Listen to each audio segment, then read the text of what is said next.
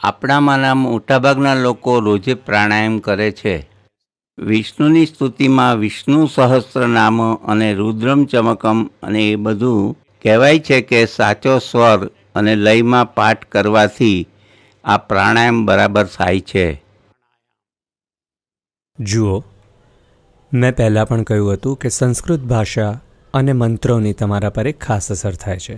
જો એને પૂર્ણ નિષ્ઠા અને સમજ સાથે કરવામાં આવે તો હા, તે તમારી અંદર એક અવકાશ અને ઉર્જા ઉત્પન્ન કરે છે. એ અયોગ્ય કહેવાશે જો આપણે તેને પ્રાણાયામ કહીએ, કારણ કે પ્રાણાયામ એ ઘણી ઊંડી પ્રક્રિયા છે મંત્રો ઉચ્ચારવા કરતાં. મંત્રોની આપણી ઉપર ઘણી લાભદાયક અસર થાય છે, તેમાં કોઈ શંકા નથી.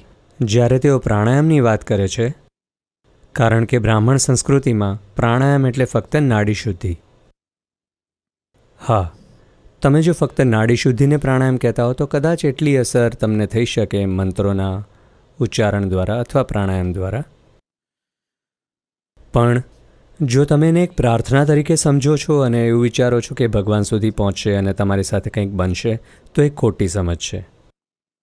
પ્રાર્થના એ વસ્તુ નથી જે તમે કરી શકો, એ છે કે જે તમે બની જાઓ.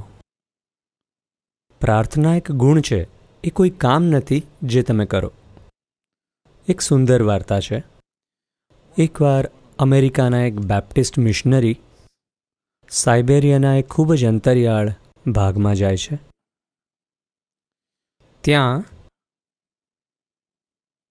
તેઓ જ્યારે ગામમાં જાય છે અને લોકોને ધર્માંતરિત કરવા માગે છે, કારણ કે તેમની સમજ પ્રમાણે બાકીના બધા જ નાસ્તિક છે, ત્યારે તેઓ જોવે છે કે બધા જ લોકો 3 સંતોની વાત કરતા હોય છે, જેઓ સાઇબેરિયાના એક તળાવના ટાપુ ઉપર રહેતા હોય છે. તો તેઓ તેમને જોવા માગતા હોય છે, એટલે એક હોડી અને નાવિકની મદદથી તેઓ ત્યાં પહોંચી જાય છે. ત્યાં તેઓ જોવે છે કે આ લોકો સંપૂર્ણ અશિક્ષિત, અભણ, ભરવાડો હોય છે. તેઓ જ્યારે આમને જોવે છે તો આ લોકો સંપૂર્ણ રીતે ગંદા અને ટાપુ પર રહેતા એકદમ જંગલી જેવા હોય છે. ત્યારે તેઓ એમને પૂછે છે કે તમે કઈ પ્રાર્થના કરો છો?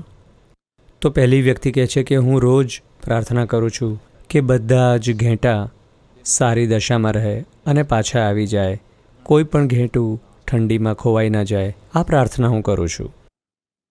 આ અજ્ઞાની મૂર્ખ વિચારે છે પ્રાર્થના છે. પછી એ બીજાને પૂછે છે. તે કહે છે ઘેંટાઓના સ્વાસ્થ્ય અને બીજી બધી વાતો કરે છે. ત્રીજો વ્યક્તિ પોતાના વાળની અને ઘેંટાઓના વાળની જૂં વિશે વાત કરે છે. તેને કઈ રીતના ઘેંટાઓના વાળમાં જૂં નથી જોઈતી. તે વિચારે છે કે કેવી રીતના જૂઓ બહાર આવી જાય પણ મરી ના જાય. તો એ પ્રાર્થના કરે છે કે જૂઓ ક્યાંક સારી રીતે બીજી જગ્યાએ જઈને રહી શકે, સ્થાનીય ભાષાઓમાં. તો બેપ્ટિસ્ટ વિચારે છે કે આ તો મૂર્ખતા છે. આ લોકોને શું સંતો કહી શકાય? હું એક કામ કરું છું કે અત્યારે હું તમને બેપ્ટાઇઝ કરું છું અને રૂપાંતરિત કરીશ બેપ્ટિઝમમાં, અને તમે એક પ્રાર્થના શીખો. એમ કરીને લાંબી એક પ્રાર્થના શીખવાડે છે. આ ખૂબ અભણ લોકો હતા, એટલે 3-4 દિવસ વીતી જાય છે તેમને શીખવવામાં. ત્યારબાદ ધર્માંતરણ કર્યા પછી તે જ્યારે પાછા જઈ રહ્યા હોય છે હોડીમાં, ત્યારે પેલા 3 માણસો પાણી પર દોડીને આવે છે અને પૂછે છે કે પેલી પ્રાર્થનાની ચોથી પંક્તિ શું હતી? તે જોવે છે કે આ 3 જણા પાણી પર દોડી રહ્યા છે. એ કહે છે ના ના ના, હું તમને કોઈ પ્રાર્થના નહીં શીખવું, તમે તમારી જ પ્રાર્થના કરો, એ તમારી માટે કામ કરે છે. તો આ સંસ્કૃત ભાષા વિશે નથી, લેટિન કે ગ્રીક વિશે નથી. તમે ફક્ત પ્રાર્થનામય બનો. પ્રાર્થનામય બનવું એટલે કે તમે મોટા ન બનો. પ્રાર્થનામય બનવું, ભારતમાં આપણે તેને ઉપાસના કહીએ છીએ. ઉપ-આસના આ શબ્દ ખૂબ સુંદર છે. ઉપ એટલે સહાયક, આસન એટલે બેસવાની જગ્યા. એટલે તમે તમારા જીવનમાં મુખ્ય જગ્યા પર કબજો ના જમાવો, પણ સહાયક જગ્યાએ જઈને બેસો. તમે તમારા જીવનમાં એક નાની જગ્યાએ જઈને બેઠા છો અને બીજી કોઈ વ્યક્તિ, બીજી કોઈ વસ્તુ એક મુખ્ય જગ્યાએ છે, ત્યારે તમે ઉપાસનામાં છો. તેમાં ગ્રીક, લેટિન કે સંસ્કૃત ભાષાનો કોઈ સવાલ જ નથી કે તમે પોતાની જાતને ખૂબ નાની બનાવી દીધી છે અને બીજું કંઈક મોટું છે. હવે આ કંઈક એ ભગવાન છે, ગુરુ છે, પતિ છે, પત્ની છે, બાળક છે કે કોઈ નાની વસ્તુ, એનાથી ફરક નથી પડતો. પ્રાર્થનામય તમે થઈ શકો છો. તો પ્રાર્થના એક ગુણ છે. તમે જે મંત્રની વાત કરી રહ્યા હતા તે વિજ્ઞાન છે. વિજ્ઞાનને વિજ્ઞાનના રૂપમાં લેવું જોઈએ, સરખી રીતે. તેનો ઉપયોગ એ રીતે થવો જોઈએ. કેટલાક મંત્રો છે જેમાં લાગણીનું હોવું જરૂરી છે અને કેટલાક મંત્રો છે જેમાં લાગણીથી ગડબડ થઈ જાય છે. તમારે તેને વિજ્ઞાનની રીતે જ લેવું પડે. તે રસાયણશાસ્ત્ર જેવું છે. તમારે તેને એ રીતે જ કરવું પડશે તો જ એ કામ કરશે. પણ આજકાલ લોકોમાં એ સમજદારી નથી અને બધું ભેગું કરી નાખે છે.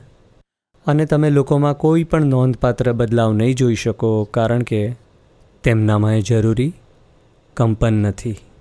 તેમની પાસે જરૂરી સમજણ અને જાગૃતતા નથી. કોઈ પણ પુનરાવર્તન, મેં પહેલાં કહ્યું એ પ્રમાણે, જાગૃતતા વગર ફક્ત આળસ લાવશે. તો તમે કમનસીબે જોશો કે તે બધા માટે સત્ય નથી, પણ દુર્ભાગ્યવશ મોટાભાગના લોકો માટે, લોકો માને છે કે તેઓ જે પ્રાર્થના કરી રહ્યા છે તેઓ ખૂબ નીરસ દેખાય છે આ પુનરાવર્તનને લીધે. જાગૃતતા વગરનું પુનરાવર્તન મગજને નીરસ કરે છે.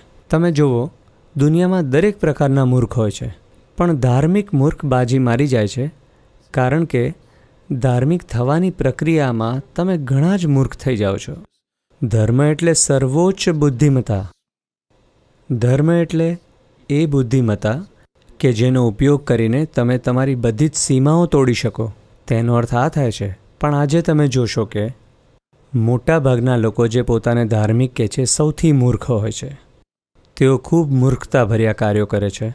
આવું બન્યું છે પુનરાવર્તનને કારણે. પ્રાર્થના એ પુનરાવર્તન બની ગઈ છે. પ્રાર્થના એ ગુણ નથી બની.